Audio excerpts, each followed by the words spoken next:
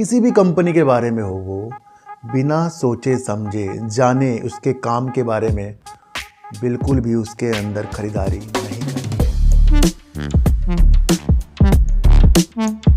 नमस्कार, आप देख रहे हैं डीप सर 6 और आज मैं आपको कोयले से जो गैसिफिकेशन हो रहा है उसके अंदर क्या इम्पोर्टेंट हमारे लिए कौन कौन सी कंपनियां हो जाएंगी उसके बारे में आज हम चर्चा करेंगे। यानी कि कोयले से गैस बनाने की प्रक्रिया में जो चीज़ें आगे होने वाली हैं उसके अंदर कौन कौन सी कंपनियां और कौन कौन सी सरकारी और प्राइवेट दिग्गज कंपनियां भाग ले रही है और देश में और विदेशों में कहाँ कहाँ कोयले से गैस की चीज़ों के साथ जो उद्योग में यूज हो रहा है उसके अंदर मैं आज प्रकाश डालूंगा, क्योंकि पूर्णतः मेरा चैनल आपको समझाने के लिए बना है और काम आपको खुद ब खुद करना पड़ेगा।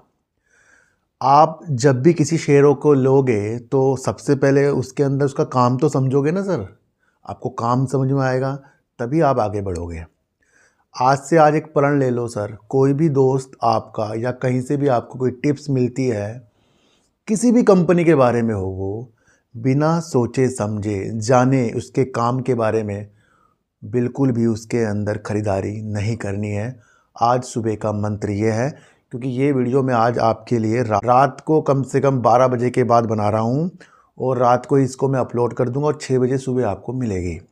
जब मैं आपके लिए इतनी मेहनत उस चीज़ को खोज के लाने के लिए कर रहा हूँ जो आपको काम के प्रति अच्छी लगे और उसके बाद आपके विचार की परतें खुले, है ना, तो वो कार्य मैं कर रहा हूँ। तो किसी की टिप्स में नहीं काम करना है, बिना सोचे किसी भी कंपनी के शेयरों को नहीं लेना है, क्योंकि न्यूज़ तो सर हमें एक इम्पोर्टेंट चीज़ होती है हमारे लिए।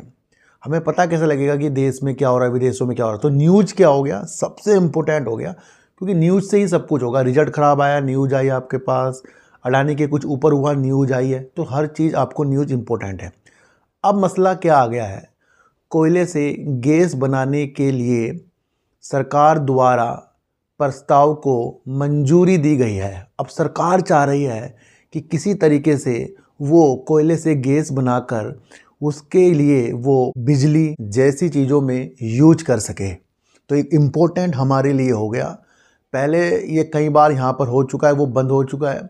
कई कंपनियों ने इसको यहाँ पर किया है, वो फिर प्लांट बंद हो चुके हैं। लेकिन यहाँ पर तमिलनाडु में एक पायलट प्रोजेक्ट चला है, अभी सिर्फ आपको मैं समझा रहा हूँ। वो किस कंपनी ने करा है, वो करा है भेल ने, BHEL ये काम किया है।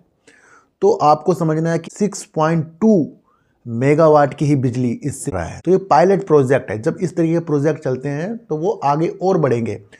तो इन उपलब्धियों को देखकर सरकार अब चाह रही है कि इस प्रस्ताव को जो मंजूरी दी गई है, किसी तरीके से कंपनियों के सामने ये प्रस्ताव रखा जाए और फाइनेंशियल इंसेंटिव इस क्षेत्र में दिया जाएगा, जैसे कि प्लांट और मशीनों के लिए, यानी प्लांट बनाने के लिए, मशीनों के लिए एक कैपिटल की सुविधा सपोर्ट दिया जाएगा, यानी पैसा दिया जाएगा। सरकारी कंपनियों के लिए प्रति प्लांट जो होगा 1350 करोड़ रुपए और प्राइवेट कंपनियों के लिए प्रति प्लांट 1000 करोड़ रुपए की सहायता सरकार के द्वारा इस तरीके से प्लांट को उत्पन्न करने के लिए बनाई जाएगी। अब ये महत्वपूर्ण क्यों है चीज़ है सर, सबसे पहले मैं आपको बता दूं, इस रेस में अडानी इंटरप्राइजेज के साथ साथ दीपक फर्टिलाइज़र और हमारी सरकारी कंपनियों में गेल और आपको देखने को मिलेगी भेल। तो जिन भी कंपनियों के बारे में आपको बता रहा हूँ, भेल हो गया, आपका अडानी इंटरप्राइजेज हो गया, दीपक फर्टिलाइज़र हो गया, है ना, गेल हो गया, तो इन कंपनियों की तरफ दिशा निर्देश देखनी चाहिए कि वो उस दौड़ में शामिल हो रहे हैं जो एक भारत इसके अंदर अच्छे कार्य के लिए उतरेगी। यहाँ कोयला अपने आप इम्पोर्टेंट हो गया, ये आप समझना, क्योंकि कोयले से ही गैस बनाई जाएगी। तो यहाँ कोयला इम्पोर्टेंट हो गया। तो कोल इंडिया और कोयले से जो वर्क कर रहा है उस पर ज़्यादा आपको ध्यान देना है ना, जैसे NLC इंडिया हो गया, कोल इंडिया हो गया, इस तरीके के शेयरों में भी आपको ध्यान देना है। देखो ये प्रोजेक्ट जो है लंबे चलने वाले हैं और हम कहते हैं ना कि हमें कोई एक फ्यूचर के शेयर मिल जाए, तो वो फ्यूचर के शेयर आपके लिए मैं खोज कर ला रहा हूँ ना। तो इन चीज़ों से समय समय पर प्रॉफिट बुकिंग भी वाली चीज़ें भी होंगी, बढ़ाई भी इनके बढ़ेंगे और इन पे हमें मजबूती भी एक चीज़ मिलेगी कि गैसिफिकेशंस के लिए इन कंपनियों के सामने ये चीज़ें रखी गई हैं।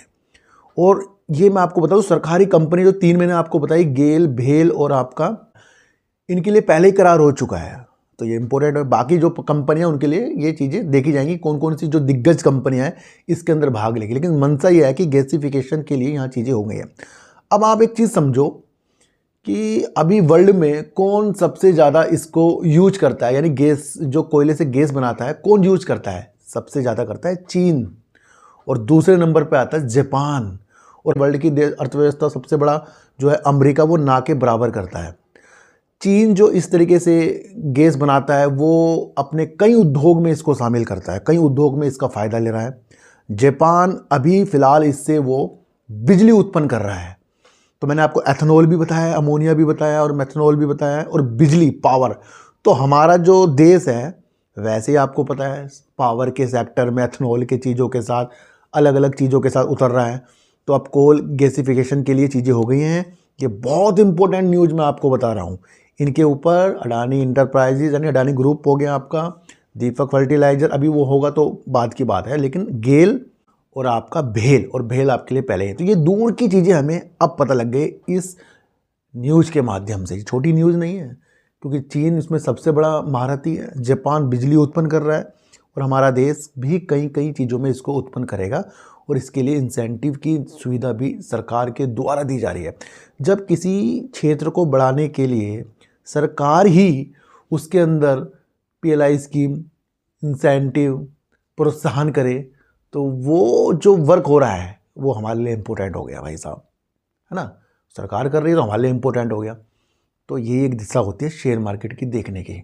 जब आपको वो चीज़ें समझ में आ जाए कि किस लिए ये आज की वीडियो है, पावर के ऊपर है, एथेनॉल के ऊपर है, गैसिफिकेशन के ऊपर है, यहाँ पर भेल बहुत मजबूत हो रहा है ना, तो वो आपको समझना है कि ये चीज़ें जो है इम्पोर्टेंट है। तो ऐसे ही शेयर मार्केट को सर देखा जाता है। तो आज की वीडियो से आपको क्या समझ में आया? जितना भी समझ में आया कमेंट कर देना, मुझे भी समझा देना। तो फिर मिलेंगे आपसे अगली वीडियो के साथ, जब तक के लिए नमस्कार।